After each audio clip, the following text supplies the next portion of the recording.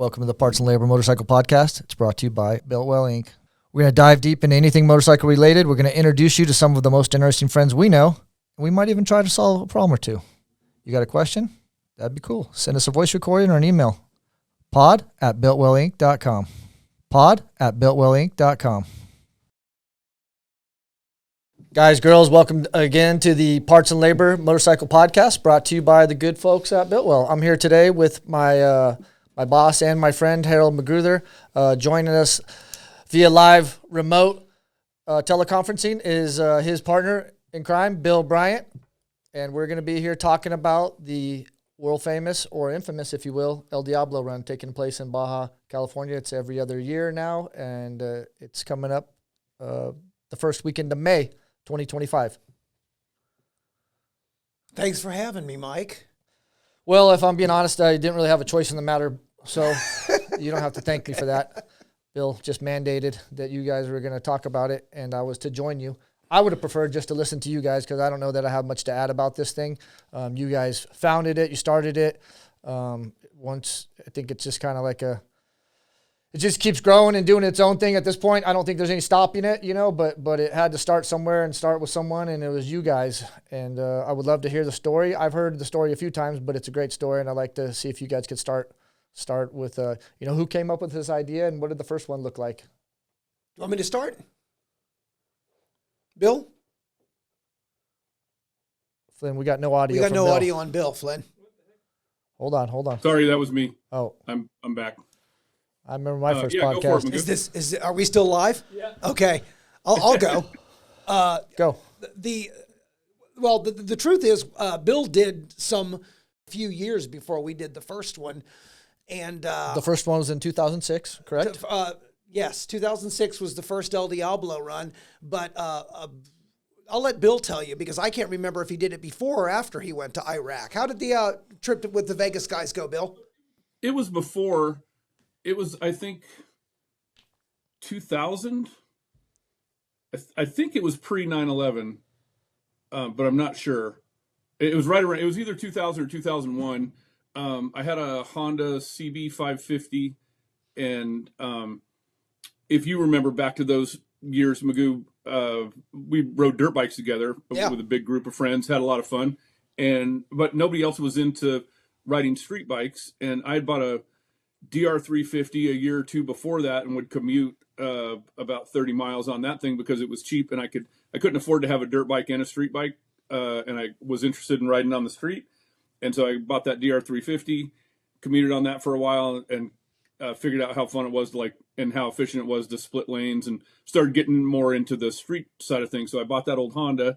That definitely didn't want a Harley. I just thought they were for blowhards and fake tough guys, and they just didn't make any sense. So an ancient Honda somehow made sense to me.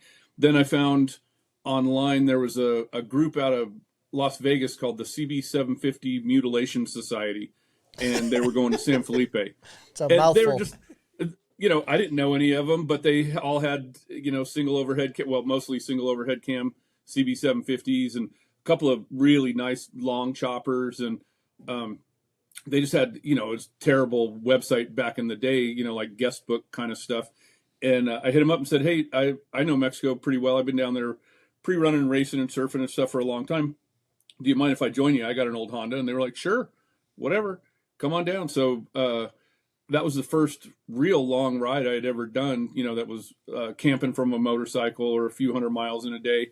And so I took kind of the same route that we do now through Warner Springs from Temecula down there by myself. It was before the gas station north of town out by Pete's Camp was there.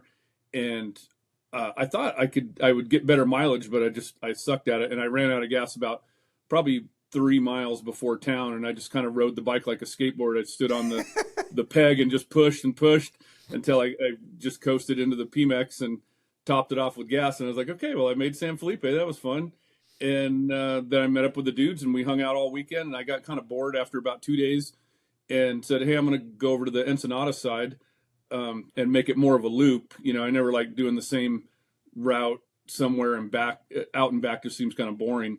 So me and a handful of those dudes rode over to Ensenada, partied there. I think we stayed at the Bahia or anyway, stayed at a hotel over there, hung out and ate and drank and came home. And if you remember, McGoo, I just kind of wouldn't shut up about it. Like, oh yeah, no, I was. remember it well. And I was still neck deep in motocross in a big way at the time. So I had no interest in doing the street bike thing, but I'll pick up where Bill left off. He planted the seed about the fun that you could have on the street, and I took it with a grain of salt until in 2004, while Bill was still deployed in Iraq, I won an impossible football parlay. I won $9,000 on a $75 bet. And I said, well, I got to do something with this money. And Bill and I had already started poking around in the chopper scene at that point. So I bought a kit bike and a crate motor, and I built a motorcycle in my garage with a flap disc grinder and a bench vise.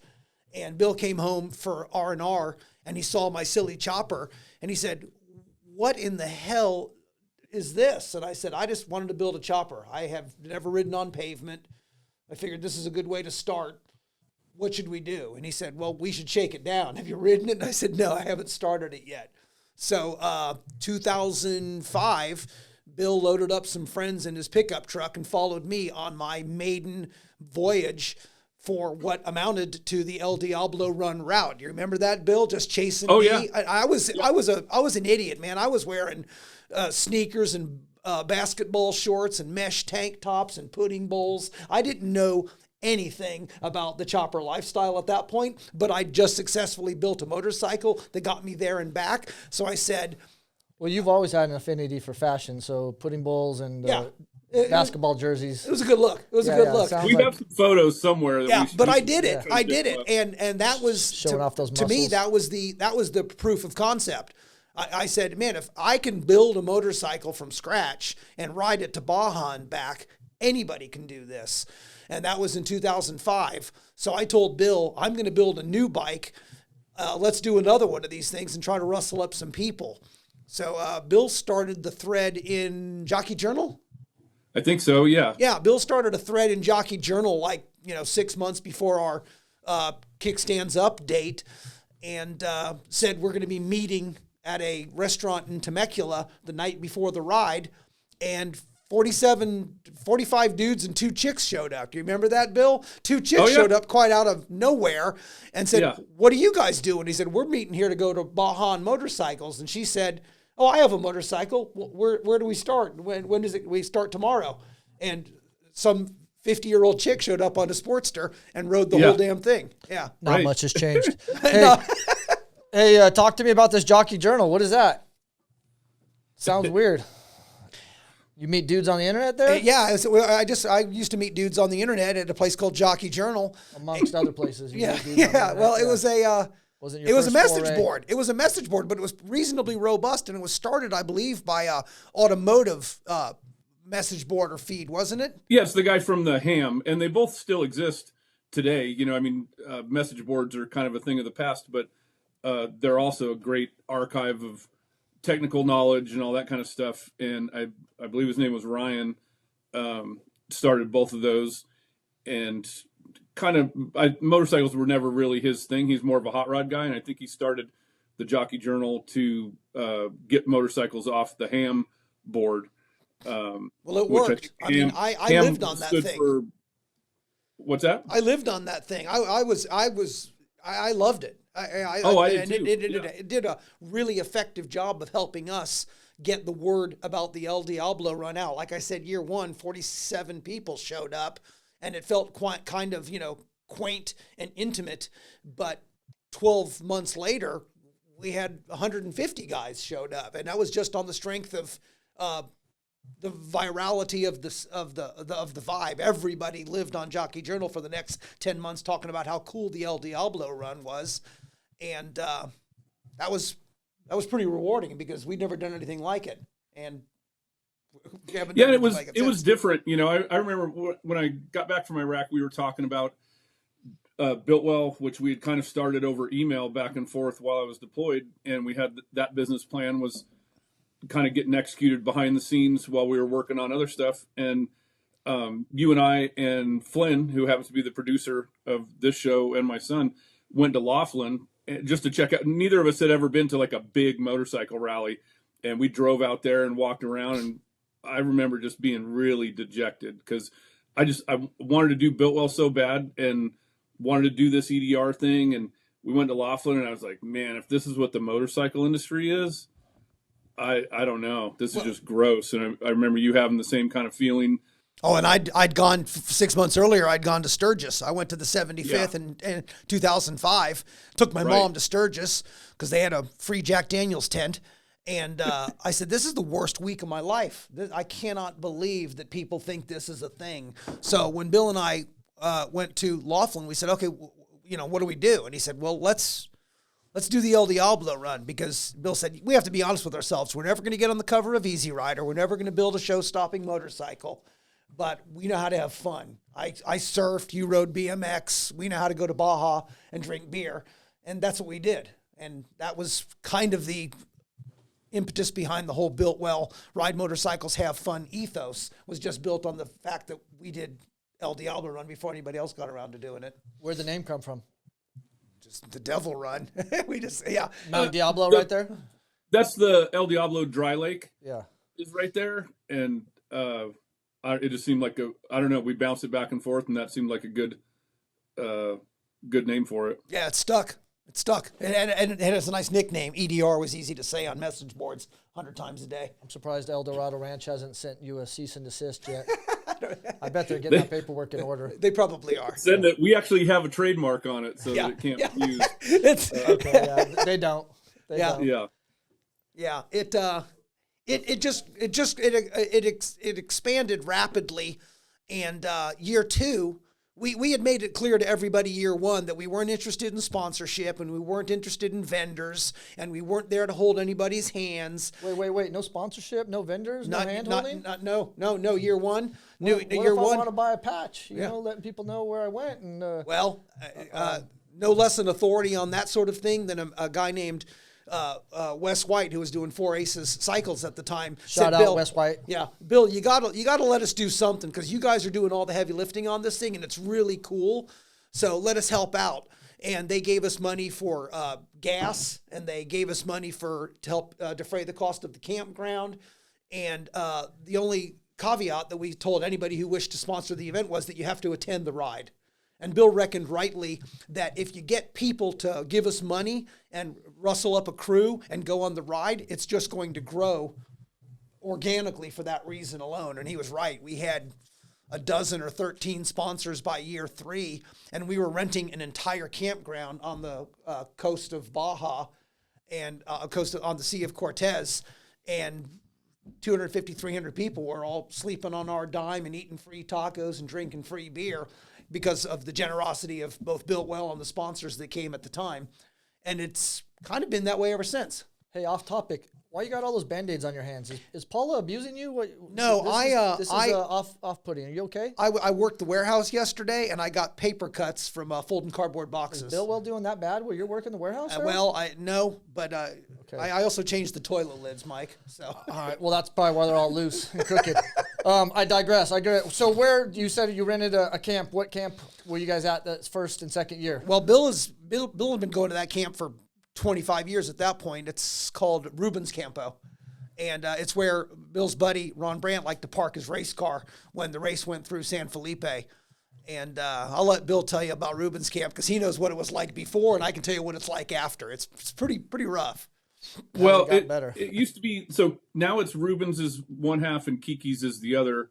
Back in the day, San Felipe has always been known as a drinking town with a fishing problem, but it also was kind of quietly was a big spring break operation. And the great thing about going down there pre-running with Ron Brandt was that the time of year that pre-running for the San Felipe 250 happened was also a lot of times it would be the same weekend that kids were coming down from college looking to party. And so you'd end up mixing racers and co-eds, or whatever you want to call, partying college ladies. And so going to San Felipe was awesome in the 80s for that. And Rubens was just the place. So you could there was the big lot where we did the Circle of Death. That was a big enough spot that you could park like a race, like a dually in a trailer and have all your kit and stuff. And then you could just camp there, or you could get a hotel in town. We would come to Rubens just to hang out at the bar. Now the bar and restaurant is mostly closed. It's run by the whole campground at Rubens is run by Aaron. And historically, we would always rent that out and make it just free for anybody that came. But over time, in the last the last 10 years. We outgrew it. Yeah, it's just so big. It's so out of control. He's got to be able to make some money, and we're not covering the expenses for 1/10 of the people to show up and have somewhere free to stay. There's no way we could say, come on down, stay for free at Rubens like we used to, because if you don't get there on Tuesday, you're not going to get a spot. People are coming from all over. There's a lot more Mexicans coming from mainland Mexico and from all over Baja, and also coming back across the border from America. And so the Mexican clubs have a little bit more time on their hands. Maybe they get down there really early, stake out their claim. And so it's giant. The party is too big. There's nothing we could do to control it. So we just do yard games and stuff across the street. If you want things like reservations and you want to know, if you're a planner, you can call or email Kiki and get a palapa at his place or a hotel room at San Borja. Usually you have to book those while you're leaving the EDR. Book yours for 2 years in advance, because he's only got, 30 rooms or something, and they fill up. But yeah, that was the thing. That was a famous old pre-runner, race bar, kind of like a Mike Sky Ranch or something. Rubens was a rite of passage back in that era, and now it's just kind of degraded and it's just not the same. It's a different era, and I don't know if racers ever even stay there anymore, or if it's just a party campground. I'm not sure. Yeah, so in the beginning, you guys rented some a campground that was large enough to accommodate some guys, and you invited everybody to come down to Baja, party, sleep on the beach, stay for free, basically. It's gotten so big, that's not possible. Now Kiki's is next door. As you mentioned, it's a little more of an upgrade. He's a better office guy, so if you want to know where you're staying, you can hit up Kiki, although, as Bill mentioned, those spots are all sold out by this time, I'm sure. But the good news is there's things called Airbnb and a bunch of hotels in town. So if you haven't got a room yet, again, we're going to be out there the first weekend of May. You can still get an Airbnb, or I've always in there, probably in the middle of the EDR thing when I started coming down, maybe 2008. I always found a hotel, without a reservation. There's enough out there that I think people can still do that. And seems like there's a lot of that going on now. Guys are renting big houses outside of town by Pete's Camp or whatever, and staying with all their buddies. There's a happy accident that occurred when we made the shift from doing everything for everybody to not doing anything for anybody and just telling them, find a room, here's the route, we'll see you on Friday. A good happy accident that came from that was that there's far fewer people asking us to haul their suitcases and bring their gas and stuff now, because the early El Diablo runs was infuriating. Bill would answer every one of those emails, and dudes would say, what time do you want me to show up at your warehouse next week to drop off my suitcase and gas? And Bill said, what are you talking about? He goes, well, someone's got to take my stuff to Baja. And Bill said, it ain't us. And there was a lot more of that then than there is now. I think the event's mature, and I think everybody has figured out you don't call the mayor of Sturgis for information on that event either. You just sort of show up. And that's what's happening now. And how many guys are showing up now, Mike? You were master of ceremonies at the most recent one. There's about 2,500, 3,000 people down there, isn't there? Yeah, I think we were at 2,500 people, if I had to guess. That's what it seemed to be.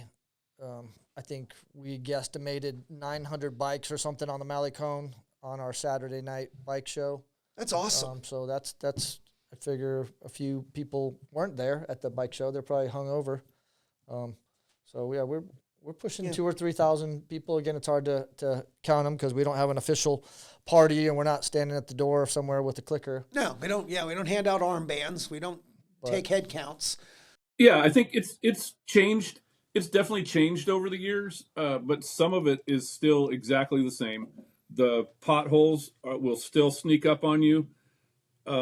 Anybody that complains, like if there's not enough to do, or it's not, like we don't have vendors, or man, that's just not what we're trying to do. There's plenty to do to have fun in San Felipe, and if you can't figure that out, don't go.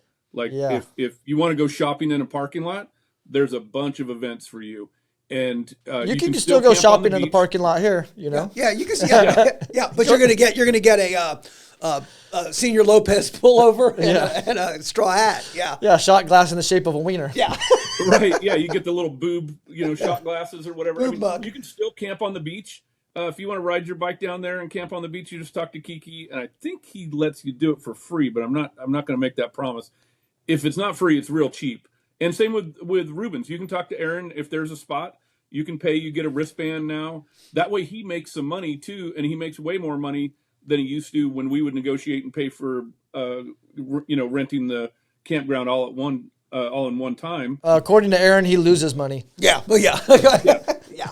No, we've done the math. Those guys are doing good, and that's why we wanted it. We wanted it to be that way. Bill's got a special place in his heart for San Felipe, as do I, for different reasons. And Bill likes race cars. I like boobs, but yeah, it's a wild place, and if you go down there and you can't have fun, then you should park. You should sell your motorcycle. It's just that simple. Yeah.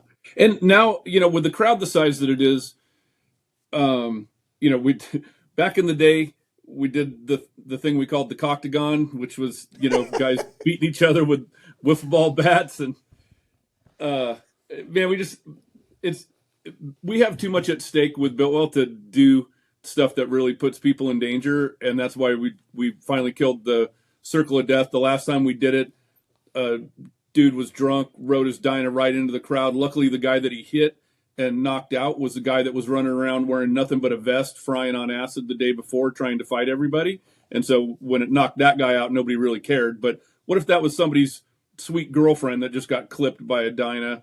Man, I don't want to be responsible for that. Like when it was small and controllable, we could make it not. I mean, we did call it the Circle of Death right off the bat, but we thought that was because the riders were going to kill themselves, not people that kill the audience. Yeah, I took a guy to the hospital.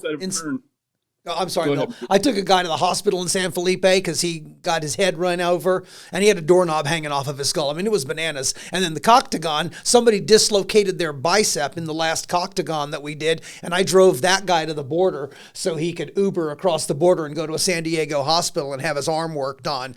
So I said, yeah we're pushing it too far. Yeah, too many hospital trips. That's just it. Now we do some yard games that are a little less risky, and we'll set up and sell some t-shirts, and then, man, go to town. We don't need to sit around and hold hands on the beach with everybody. Go to town, buy stuff from the vendors. There's plenty of bars, strip club, great restaurants. The beach there is good. And you could ride to Portecitas is 75 miles or something, 50, 60 miles from San Felipe. It's a rough road. It's real Baja. It's never changed. It's always feels like you're riding in Afghanistan. Like it's better to ride in the sand next to the road than on the road some years, depending if there's been rain. And then you can get down there and jump off the boat dock and swim in the Sea of Cortez. It's always bitching. It's one of the best hot springs I've ever been to in my life. And if you figure it out and time it right with the tides, you'll get there and really enjoy it. So, there's tons to do, and you don't need us to be Susie the cruise ship director to make sure that you have fun. So just get down there. You got a little bit of safety in numbers. It makes it a little safer if you're concerned. You've never been to Baja or you've only done it a couple of times. You can ride in a big pack, and that way if you break down, there's somebody that will likely help you. We don't run any chase trucks anymore for anybody. Awful lot of guys are on, people are on modern bikes. But every year there's some kid on a chopper that it's his first time, or not even a kid. It could be a 50-year-old guy that's on a chopper and they're doing it for the first time. And especially if they come from, Ohio or Georgia or something, they already had an adventure just to get there. And then they ride on the EDR for the first time and they get to see Baja for the first time, see the desert. Some of these guys have never seen, we have friends that came from Canada, had never seen cactus before. And there's like, wow, this is amazing. We just take it for granted. But it's sort of, it's a first EDR for somebody every single year. Right. So those guys, as you mentioned, people come from all over. Riding to Baja might be the shortest leg of the trip for them if they rode there from Texas, Canada. I mean, we've had guys from Iceland, right? The Sportster guy with the trailer. Where was he from? Iceland or Greenland or Finland? Yeah, Finland. Yeah, he was. We had a Finnish guy. Yeah. Yeah, he had an extra Ironhead motor in his little trailer. He did, right? And I think he rode to the bottom after that. So, like, for a lot of these guys, you got Danger Dan. He'll ride to southern South America and then take the ferry across and then ride up from the bottom of Baja. So our little segment for a lot of them is pretty short in comparison. But guys find a way to have fun. And if you're in Baja and you can't have fun, then you're broken. Something's wrong with you. You think you're tough, get on the sombrero of death. You want to go for an adventure, rent a side-by-side and head out into the desert. Like Bill said, hit the hot springs, one of the best in the world.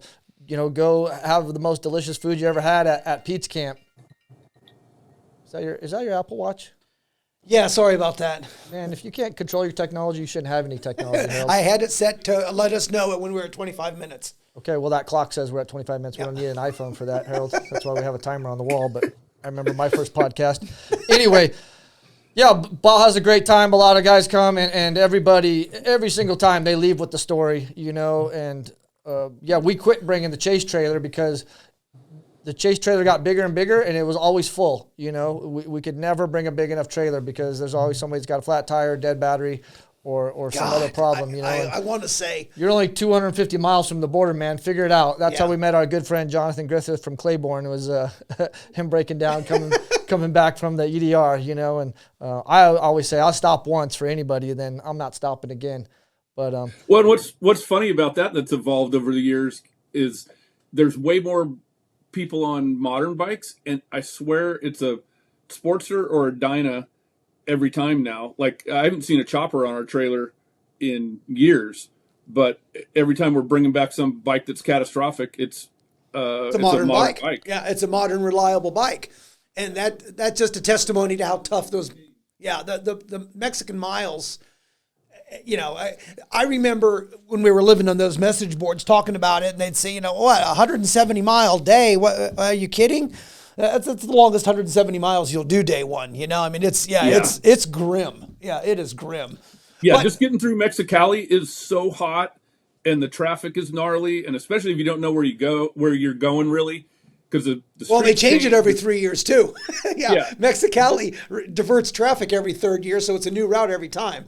Yeah, you just got to keep heading south and east, and eventually you'll run into the highway and then go south. And there's a lot of anxiety, especially with new people that think they're going to get turned around. It's like, you're not going to get turned around. You're going to run into the Via Cortez, the border, or the mountains, and you're going to, just keep heading south. So people figure it out. But yeah, that 170 miles, it's like having an exchange rate. I think Mexico miles are worth like 1.8 or something. It feels like a lot more than it is. Yeah, well, I was just down there at Christmas, and I'm actually heading down there this Saturday. And just so you guys know, the roads are rough right now. So you're going to be in for an adventure. There's going to be a detour or three. There always is. But there was a couple of EDRs the last few years where the roads were pretty smooth from Mexicali down to San Felipe, I felt. And this year that's not going to be the case. Unless they fixed them over the weekend, which sometimes they do because they get down there. They can fix a lot of stuff real quick. But anyway, say you're that aforementioned guy from Ohio, Bill, and you come out here and you want to go on the El Diablo run. What do I need to bring with me? Where do you recommend I stay? What is the loose schedule? Because, again, we know you're not holding everyone's hand on this thing, but what's the suggested schedule? If I want to come down here and maximize my time in Southern California and Northern Baja, what's the best way to do that? Well, it depends on your time and your budget, but... I'm from Ohio. I don't have much of a budget. Well, then I got a lot of time. Yeah. I try to be in Temecula. If you want to ride with us, you're more than welcome to. We don't really hold hands. We don't. All we do is kind of go in the same direction. So you need to know the route no matter what. But show up Thursday from about noon to 5 at Biltwell headquarters. If you've never been there, we have a little showroom that's cute. You can buy helmets or gloves or last-minute stuff if you need. We'll have some EDR T-shirts and hats for sale there. We're also bringing some down. We'll have 805 beer, maybe some Claiborne flour, as you mentioned. Royster's gonna be making tacos, which you might ride from Ohio just to eat Roy's tacos, smoke a little Claiborne, drink an 805, and ride back, because that's a good weekend. Yeah, it's a good weekend. You get the shirt. You don't need to be there. You know what I mean? You got the shirt. You got a taco. You got a buzz. Go home. No one will know. Take a picture. Yeah, and you can ride 2 miles across town over to Old Rose and get an EDR tap before you even do it. And no one will be the wiser. Yeah, no one will know the difference. That's I what got my recommend. EDR tat. Yeah. So that's Thursday, and that sort of lets people get acclimated. It takes pretty much all day to ride to San Felipe, unless you're on a modern bike and things go really smooth. If you're on an old bike and you got to stop and tinker a little bit, or you got a tiny tank and you got to fill up every 75 miles, it's going to take you pretty much all day. So starting on Friday morning, we're going to be at a place called Moe's Egg House in Temecula. We'll kickstands up at 8, and that means 7:59. I'm going to be pulling out. I'm not going to do a riders meeting. I don't care. I'm not a road captain. I'm just going that direction, and you're welcome to follow. So that's the way we've done it in the past. And half the time, by the time we get out of town, I look in my mirror, and there's Flynn and one friend behind me, and everybody else got left at a light or whatever. So we split lanes and don't ride slow, and we're not responsible for you. So you're welcome to join us, but again, there's no hand holding. On Saturday, once we're down there, because we'll be in San Felipe Friday night. Saturday, 9 a.m. to 3 p.m. We're going to be doing merch at Kiki's, and the way it works, there's Kiki's on the beach side. Across the street is the San Borja, and then next to the San Borja Hotel is, I guess we could call it the event field. It's where the Circle of Death usually is. There from noon to 3, we're going to do yard games. We're going to do a raffle. Is that there, or is that at Kiki's, Mike? I see it on the schedule as at Kiki's. I just mean the field right there. Okay. It'll go down in the field when we're announcing games and winners and all that stuff. In between, we'll raffle off some stuff. All that raffle money will go to designated charities. Yep. So that stuff goes to the Sunrise Hacienda Orphanage, which is on the south end of town. That's something that Otto's adopted and we've adopted. We do fundraisers for them, and we try to bring them, or not try, we do bring them cash, bring them other things to donate. The thing they need the most is money. That's what they need. They've got food and clothing pretty figured out, but they need cash to operate. So that's what we try to do, is drum up some cash for those guys. Then from 3 to 6, we'll do the bike show, and at the end of that, we'll do awards, and that's on the Malecon, which the Malecon is the beachside street, like the Strand, you might call it in America. And you could just park your bike. They allow us to park bikes on the sidewalk and on the curb there, and we just kind of take over the whole town, and the town loves it. Like the locals love coming and checking out the bikes. It's cool to stoke out the kids. I think they trip on, face tattooed chopper guys as much as they do on the bikes themselves. It's easy to eat and drink downtown. And then, like I said, we do the awards about 6 o'clock that night. On Sunday, 9:30, we kickstands up from Rosita's, which is on the north end of the Malecon. That's a great breakfast. It's kind of our go-to breakfast place. And then we'll ride down to the orphanage and donate that raffle money, hang out with the kids, let the kids crawl on motorcycles, and see that there's a bunch of silly gringos that care about them, and we're trying to do the right thing. And you're on your own the rest of the day. While you're there, you're already a couple of miles to the south of town. You might as well go to Portecitas. That's what I'm planning on doing on that Sunday, is go to the orphanage and then go further south and go dunk your junk in the Sea of Cortez and the best hot springs ever. And then Monday, we get up in the morning and hit the road and ride home. And that's it. And there's no organized time for that, It depends on what your situation is. So you're just on your own at that point. Historically, too, we've watched the crowd diminish significantly from Sunday to Monday. We usually leave Monday, so we'd be the last guys leaving. But a lot of guys leave Sunday because, like Bill mentioned earlier, many of them get there on Tuesday to ensure that they have a spot, you know? So people go home Monday, especially people go home on Sunday, especially the San Diego crowd, the SoCal crowd. They go home on Sunday. Yeah, it's easy, man. A lot of them got to work on Monday. And Yep. back to the Ohio guy. If you're coming from out of state, man, stay as long as you want. Like if I was coming, I would say, see you guys on Monday. I'm staying another couple of days, and you can. It takes a minute, but you can figure out how to rent a fishing boat, go out on a panga, and go catch some sea bass or whatever else is out there. And man, you can have a great time. You can fly around in an ultralight with a crazy German with really short shorts that'll scare you to death. You can ride the sombrero of death, which is a big inflatable that gets pulled behind a panga and has a psychotic driver that if he doesn't see blood, he's not bringing you back. And like that guy is definitely a psycho. Yeah, that's what I would do, is hang out as long as you possibly can. Yeah, if you can, let me tell you this, there's no good day to cross the border going home, but the worst day is typically Sunday. And about the time you're going to hit it on Sunday, if you leave San Felipe 7, 8, 9 in the morning, is the time everybody else is going to hit it too that's leaving Baja California. So if that's a little more juice to stay one extra day and go to the orphanage with us, which is one of the most powerful experiences I think you can have down in Baja, is trying to, give these kids some hope and a couple bucks and take them around the block on your motorcycle. Man, that's where it's at, and I know not everybody can do that because, as Harold mentioned, they got to go back to San Diego, their advertising job, or whatever it is. Yeah, the orphanage is worth sticking around for. But, the orphanages is really, really cool. The Sunrise Hacienda, and we've been helping some of those kids now for a few years. We're watching them grow out. There's boys, there's girls, brothers and sisters that have been there a long time, and they kind of, they're getting used to us coming around, and it's a cool thing when we show up and they don't show any fear hopping on your chopper or your adventure bike, and we get to take them around the block. So if you can do that with us on Sunday morning, it's a pretty cool way to end what might be a really cool trip for a lot of guys. Absolutely.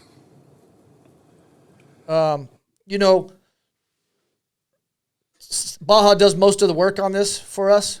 We just set a date, and as Bill says, we pan it south and head down there. But we have some good friends in San Felipe that we absolutely could not do this without. And the mayor, the de facto mayor down there is Kiki and his wife Tina. And we could not, they own Kiki's right there and the San Borja Hotel. And we could not put this thing together without Kiki, Tina. And the last couple of years, his daughter Nahir, they've been helping us procure permits. We do have permits, to party on the Malecon, to make it so where our guys aren't getting arrested for drinking on the Malecon, because that is illegal, except when we are there. And Kiki, Tina, we really appreciate you guys helping us out year after year and making it this whole thing run smoothly, because there is a little bit of pre-planning that takes place. We can't just show up in town with 2,000 motorcycle guys and expect everything to go easy. They'll be out of tacos, or the cops will be waiting for us, or the gas stations didn't so get filled good. up. Kiki's so good. Bill and I used to do 4 pre-runs until we endeared ourselves to Kiki in a meaningful way, and now we barely do 1. Kiki's just that good. It's Man, he's awesome. And like Mike said, his wife Justina, his daughter, is a great rider. She was so excited. I don't know, maybe it was 8 years ago. His daughter, when she found out that Gilby was there, Gilby Clark was there, and she was like, was she a Guns N' Roses fan? She just couldn't imagine that he was there. And so he, Gilby is always just a sweetheart. He went over and signed her T-shirt and hung out with her, and and I think she's been a fan of the EDR ever since. She wanted to ride in the Circle of Death, but her dad wouldn't let her, which I thought was good. Smart man. Yeah, that's how Kiki got to be Kiki. Yeah. This kid's coming from Ohio. Is there anything else does he need? Does he need a passport? What's this FMM thing? Does he need insurance? I don't understand. Can you go over some of those things? Sure. So, yes, you need a passport. Don't be a dummy. People have crossed without it, but I would say bring it. That's what the law is. And especially now with us closing our border, the Mexican side is going to be enforcing their side more. So part of that heightened enforcement is a thing called the FMM, which is it's like a short-term visa to be legally in the country. And it's something that we always should have done, but it just was never really enforced. Now they're enforcing it. And so if you don't stop and get your FMM, there's a really good chance if you get pulled over and you don't have that document with you, that you're going to have problems. You're going to get more adventure than you signed up for. And that adventure might mean your bike gets confiscated and it disappears and you have no idea because you're in jail. And I don't know how long you'll be in jail. So is there an online resource for FMMs, or you just do it at the border? Well, there's so many scams that if you do an online one, you can show up with it, and then the guy at the border says, "Oh, that was a scam," whether it was or not, because he wants to get paid a second time. Yeah. And so, what everybody that lives down there is recommending that you just pull through the border wherever you're at. Mexicali is a pretty bad one. Pull through the border, park as quickly as you can. I would always leave somebody with the gear and the bikes. You got to have some basic survival skills here. Don't leave your bike unattended. Go back to where you came through the border at. There's a building, and go get your FMM. And I want to say it's only a few bucks, but it's going to be pesos. So you should probably get some pesos in Mexicali, or in Calexico, I'm sorry, on the U.S. side before you get across. So I would stop and get, I don't know, $100, $200 worth of pesos. I don't remember what the FMM costs. Is it free, Otto? It's like 27 or 37 bucks or something like that. Okay. Yeah, it's not free. So definitely not free, and you're don't show up being the dumb American trying to give Mexicans $20 to pay for it. It's their country. They use their own currency. They're called pesos, and you need to have some. So you definitely need that FMM. You definitely need your passport.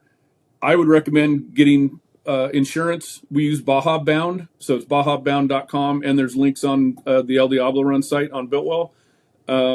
You can get that in advance and do that over the internet, and it'll save your profile, makes it really easy. That's how we do it. And then just keep that on you at all times, because if you get in a crash in Mexico and you don't have Mexican insurance, your U.S. insurance is not going to cover you, and they're going to put you in jail until they figure things out. And jail down there is not cool. I've been in it twice, didn't care for it.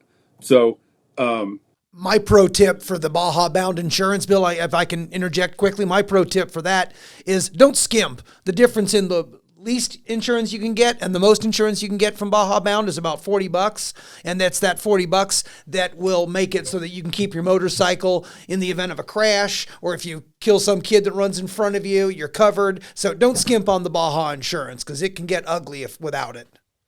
Absolutely. That would be about it. I mean, most things you can buy in town. You can get you can buy a hammock and string it up somebody's palapa, or buy a blanket, sleep with that, and donate the blanket at the end and ride home. We've definitely seen people do that. One of the reasons that the town of San Felipe loves us so much is we're not like Canadian snowbirds and motorhomes that buy everything at Costco.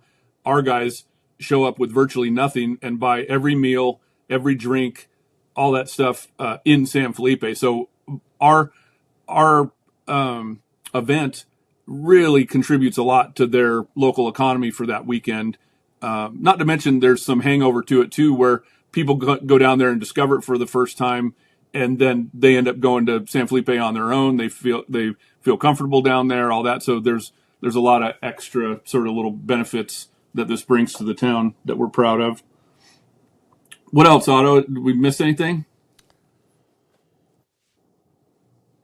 I don't think so. Yeah, have the route on your phone. Have some basic tools with you. Know the weak points of your motorcycle. You chances are you got an iPhone. It's probably going to list a couple places where you can get gas leaving Mexicali. Don't count on those gas stations being open. It can be any number of reasons, pop up in Baja and they don't have gas for some reason. So get gas where you see gas, and carry a bottle. Carry a bottle if you're worried about it. If you got a tiny tank, you're on a chopper, carry a bottle of gas. You might not need it, but your buddy might, and it might get you to town an hour earlier. Typically, we leave. I'll already be down there, but typically Bill leaves Temecula, and it's freezing and drizzling and cold, and then you hit the border, and it's 90-plus degrees. So you're going to get all of the weather in about 3 or 4 hours. So have some clothes that you can strip off or throw away, a windbreaker or something. Second DDR, it was 23 degrees and snow on the ground over the pass through Julian. Remember that, Bill? I mean, it was crazy. It was 105 in San Felipe, and it was 23 with snow in Southern California. And it's happened a couple times since, either on the way back or on the way down, but you're going to get all of the weather that SoCal has. And I know you East Coast guys are, it's always the East Coast guys that crash in turn one or freeze their nuts off or want to know if they can borrow your jacket. You know what I mean? So, and I love the East Coast guys, but it's a little bit of ride, man. You're going to get all of it. You're going to go from the mountains to the desert, to the beach, and back. So. The something else you should bring. We made it clear earlier. Bring your passport. I'll make it clear now. Don't bring your gun. Mexico is not the place to bring your gun. I would recommend not even bringing a banana clip. I say, what? Don't bring a banana clip? I would recommend not even bringing that. What if I put my name on it? Is that okay then? That's worse. Oh, it's worse. Oh, okay. I'll text Mr. T and anybody else that didn't get that memo. Yeah. What about drugs? I want to bring drugs. I wouldn't bring those either. Well, I love drugs though. I need the drugs. I don't bother. Keister them? No, suitcase? don't bother. Just go to the pharmacia and get yourself. They have drugs in Mexico? Get the Viagra. You can get drugs in Mexico. You can get Viagra. Okay. You can get ibuprofen. Okay. Yeah. Okay. No, you're set. What about charcoal pills? Charcoal pills? Yeah, in case I get sick. The Molinas. I don't know what charcoal pills are. Okay. Ask me about the prostitution. Yeah. I can tell you a lot about that. Don't want to know. It's a scene down there. It is a scene down there. Don't want to know, man. I just want to eat some tacos, ride some good roads, and hang out with my buddies. Yeah.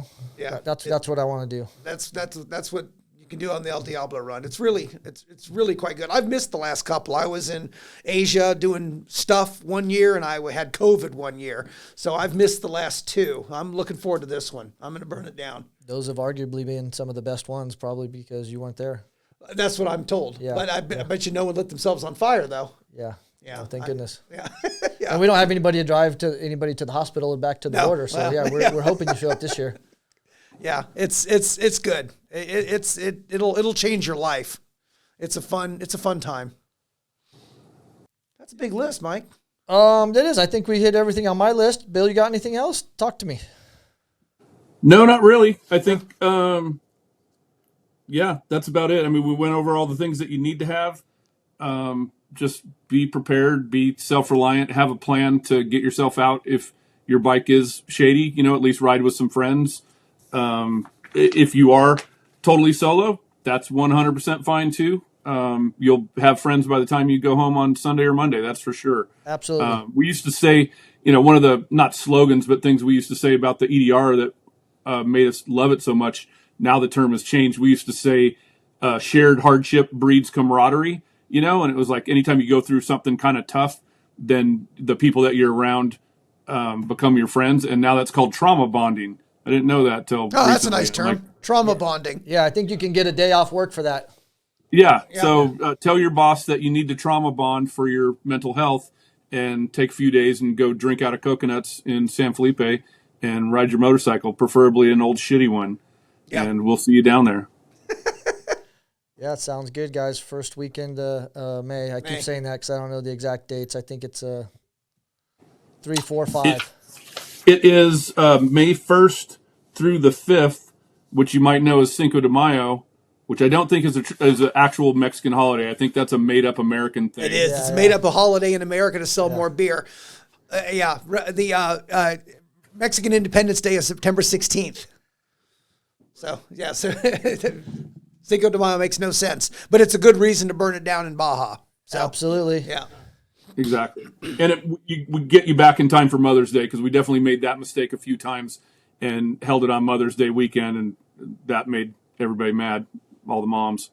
Yeah, we want to apologize to all the moms for doing that for a few years now. One thing we didn't touch on, it used to be every year, and then it switched to every other year. When did that change occur, and how long's it been like that now? Well, what was the reason? 2006, 2007, and 2008, we went from 47 people to about 250 people year 3, and we didn't think it could ever get any better than it was in year 3, and there was some bad. People were getting gun shy about Baja at the time. So No pun intended. No pun intended. But so we elected smartly, I think, to take a hiatus from the EDR after the 2008 episode, and we didn't return until 2011. But in doing so, we realized that some of the bikes that people built for the event were exceptional that year. That 2011 was a bumper crop of cool choppers. So we thought, let's just do it every other year to give people that bother to build bikes for this thing more time to do it. And I think that's worked out good because we still see a fair number of custom bikes, don't we, Mike? Yeah, we do. So it went from 2008 to 2011. Yeah. You had a gap. And then 11, 13, 15, 17. Now it's on odd years. Yeah. Now it's every 2 years on odd years. 2008 was the first time I went. Me and Tim rode down there, Tim Park. And you brought your brother on a rented BMW too. That was like the second or third time Okay. maybe down there. Okay. But that was when you guys were still going to Ensenada, you know? Yeah. So you cross over, and now we're doing all the time in San Felipe. Yeah. I still like that original route, and sometimes when I ride it, we'll go over to Ensenada and leave that way so that you don't have to just go right back up Mexicali. Like that just feels a little lazy and a little hot, and after drinking all weekend down there, it's nice to go on the Pacific side. Though we should say, what is that Highway 3 that cuts across? That road, Otto's been down there recently, and it's up to historic standards where it's really, really rough. Yeah, Gaza got nothing on that road. No, that was the road. 3 is the road that Bill and I saw a 40-foot onion truck on its side. And there's 9 billion pounds of onions scattered across the entire 2-lane road. No one was going anywhere. And I can't count how many people have crashed on that road because you go through Valley T and Ojos Negros and all that stuff. And, man, it's easy to get distracted, especially, I can't say it enough, especially the guys on the modern bikes are the ones that crash because they're confident. You don't have to pay attention. You're riding with no helmet. You're still half drunk from the night before. And it's easy to go around a corner and there's an onion truck on its side or a bunch of sand from somebody exiting, a driveway and you didn't expect it. Like, you just got to chill out a little bit. You got to have some self-preservation. And I think generally on an old bike, you're kind of forced to pay a little bit more attention and look farther out, and it's okay to relax and go 55 on a panhead. It feels fine. On a Dyna, you're in second gear and it feels dumb. So I understand how you can go faster. And I think I'm probably going to do it on a modern bike this year. And I'm going to try to slow down because it's really easy to go too fast down there. And there's like speed bumps that aren't marked going through towns. And then there's things that are marked that look like speed bumps and they're not really a bump. And those speed bumps are Supercross tabletops. Now, I've hit one of those because I didn't know it was coming, and you're airborne. I mean, they're crazy. You're airborne into a sandy patch. It's with a burrow in the road, getting passed by a rusty Vega. It's insane. It's all things. You always get an adventure in Baja, whether you wanted it or not. And just because you're on a modern bike doesn't mean you're not going to catch a little adventure. Like, Otto, why don't you talk about the tax real quick? There's always a Baja tax, right? Yeah, I've learned going down to Baja that there's always a Baja tax. Sometimes you pay a little and sometimes you pay a lot, but you always pay. So if you're that guy that you think you're going to go down there and not tip the waitress and you don't buy chicle from the kids in line at the border, and you're fighting with the guy about the markup on the pesos to the dollar, you know what I mean? Because you're a dummy that thought you're just going to bring dollars and some guy that never went to school is going to convert them for you, honestly, or to the best of his ability. Like, you're going to get paid the tax, man. You're going to pay. And so I like to pay ahead. I like to donate heavily to the orphanage. I like to leave the waitress a good tip. I like to do all those things because sooner or later you can do all those things and you still come out and you got a flat tire on your motorcycle or you need a tow or maybe someone just stole something from you, you know what I mean? Because that happens too. You fell asleep on the beach and you woke up and your wallet was gone, That's the tax that it costs to go to Baja. And if you're not prepared to pay that tax, you should just stay home. You should go to Sturgis. You should hang out with your buddies in Laughlin. And you should go do those kinds of events. This isn't that kind of event, I can tell you, though, never once after having paid the tax have I been like, man, it wasn't worth it. Never once. It's always been worth it. No matter what it's I always paid. Worth it. And I typically overpay because, again, that's just what I feel I got to do. But It's always worth it, right? It's always worth it. Yeah. I went down there in a truck one year because I was doing chase, and 8 dudes wanted me to take them to breakfast. So I told them to pile up into the truck, and the cop pulled me over and said, each one of the dudes in the bed of your truck is $10. You owe me $80. That was my Baja tax. And I told the guys, hey, I just paid you to get here. You guys can buy my breakfast. So yeah, karma goes a long way down there. And it comes quicker. Yeah. It comes quicker. It does, but you can, as much as there's always a tax, and I mean, my worst story we talked about in the first episode podcast, so I don't want to relitigate that, but that was the whole AR magazine thing, getting caught with that. That was like a gut punch that left me wondering, like, God, am I good to come down here again? Like, did I get too dumb and old, and now I'm making idiotic mistakes? But the answer is yes. The answer is yes. So again, back to just being prepared and being self-reliant. You got to do things like if you are driving a truck and you do shoot regularly, maybe you should clean that truck and just check it out and make sure you don't have anything left over that would be fine in your hometown but isn't fine down there. Because like Otto says, that tax comes due, you're paying it one way or another, whether it's going to be a big one or a little one, or maybe you get away with it a few times and you start getting comfortable. Oh, just wait, there's an onion truck in your future. You just don't know what turn it is around. So you got to be prepared. And don't travel at night. Don't be flashy with your money. And like you said too about the karma, man, don't treat people like shit. The people in San Felipe, the locals, are so sweet. They're such good people. They deserve your respect. And anybody that goes down there and treats them otherwise is not welcome. That's about the only person that's not welcome on the EDR, is anybody that thinks they're better than somebody else for whatever reason and wants to treat locals like shit, because that's not something we're known for down there. Everybody knows that we're generous. We try to over tip every time, and that's kind of a common thread with us when we go on motorcycle trips.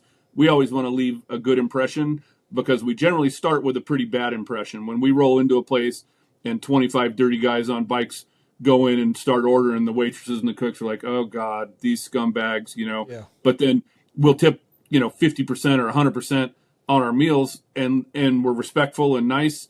And I think it just kind of changes their mind a little bit, because people just have this weird biker mentality, or this predisposition for what they think we're supposed to be like, And man, we're not badasses. We're not in some B film from the 70s. We're just nerds riding motorcycles. So it's not a good place to act like a tough guy, because you will get shut down, either by karma or by the cops or by another rider. The mantra that American expats living in Baja introduced me to 17 years ago was the old adage that good roads bring bad people and bad roads bring good people. And it's nowhere more true than it is down there. I mean, those shitty roads bring some really righteous cats and kittens. It's really cool. The people that come down there, to a man, are willing to help. And God knows everybody needs it. Electrical problems, flat tires, blown motors. We've fixed it all. We've fixed it all down there with the help of the crowd. So it's a neat experience. Yeah, and piggyback on what Bill said, man. Actually, this town, as opposed to, say you're riding through California, you stop at a restaurant and they give you the stink eye. When we show up into town, they know we're coming. They call us Los Diablos, something along that. They have a name for us, and they welcome us, and they staff up, and they come out. They knock off our T-shirt designs. They hang their own banners, and that's when you know you've made it. When the Mexicans pirate your T-shirts, you know you've made it. And we've arrived, and so they actually welcome us with open arms. I will say a little tip. Man, the way the dollar and the peso have been going the last few years, stop either in Calexico or somewhere on the state side, or even right when you cross the border, and just change. I would go, $500 or whatever into pesos. You're going to get the best. If you are concerned about not spending too much money, that's how you get the best deal. Because when you get some guy, again, that didn't go to grade school converting your dollars for you, you're going to get the short end of the stick, man. If you already ate breakfast or you already pumped that gas, whatever price he tells you is just what you're paying if you want to leave, So convert those dollars to pesos. I've already got my pesos for my trip this weekend. I got my pesos. Yeah, and it just makes it a little bit easier to understand what's going on. I'm not that good at math either, so Yeah, don't leave it up to me. What is the exchange rate right now? It depends on who you ask. Yeah, it fluctuates. Am I right, Bill? Yeah, for sure. And on that note too, on the note of pesos, we've been asked by our Mexican friends down there if we would take pesos for merch, which has always been kind of a pain for us to figure out. So we've just said no, just to try to keep it simple for us. But when Josh and I were talking about it earlier this year, I said, man, these dudes, they're Mexicans. They have pesos. They're coming from Sonora and Chihuahua and all over the place, mainland and Baja. Where are they supposed to get dollars? You know, and it's not like we're swiping cards. They can't even do that. So it's a big bummer to those dudes that we don't take pesos. So now we're getting a bunch of change in pesos, and our guy Christian, who speaks Spanish, is going to run that section so that he can make sure, you know, that he's doing the math right. Because I don't know if Josh can do Mexican math. He can barely do American math. And so, yeah, it's good news for our local friends down there, or not local, but Mexicans that have pesos. We're going to take that currency, and then we'll figure out how to turn that into dollars when we get back to the States or whatever. Hey, if you're a local and you want the best deal, don't bring pesos to Christian, because you are not going to like his exchange rate. I can guarantee you he's coming up ahead on all that stuff. So try to find some dollars. Yeah, either way it works. So, all right. I got nothing else. That was great. On time and under budget. Well, I don't know about that, but yeah, let's wrap it up. It is on time. That's not under budget. Okay. You know how much this place cost? Fortune. These microphones? Yeah, no. Man. Yeah, Top of the this bottom stuff ain't shelf. cheap. I did get them used, but still. Well, thanks for having me. This was fun. Can I do another one someday? I was just going to say, you can find more information at eldiablorun.com. You can search YouTube and look at videos from previous years. I guess that's real. And you could email us at events@BuiltwellInc.com and ask us stupid questions, and we'll give you stupid answers. Okay. I think you can go to our website too, and it'll take you to that stuff as well. The Diablo Run, have our little schedule and all that stuff too under our events page, if that's easier for you. But yeah, that El Diablo Run URL points you to the event page on our website, Mike. I know. So, a lot of times that blog spot pops up first, though, and is confusing. Okay. They should both now point. Anyway, there's not a ton of info on there, but there's some. Back in the day, we used to give so much information, and it kind of just led, like McGoo said, to more questions and more hand-holding. It created more problems than it solved. Yeah. So now we're just like, meet us in San Felipe, or meet us in Temecula at Moe's Egg House, 8 a.m. on Friday. We'll be ready to roll, and we'll ride down there and have a bunch of fun. Yep. Sounds good, guys. Thank you. We'll see you down there. All right. Bye, Dios. See you soon.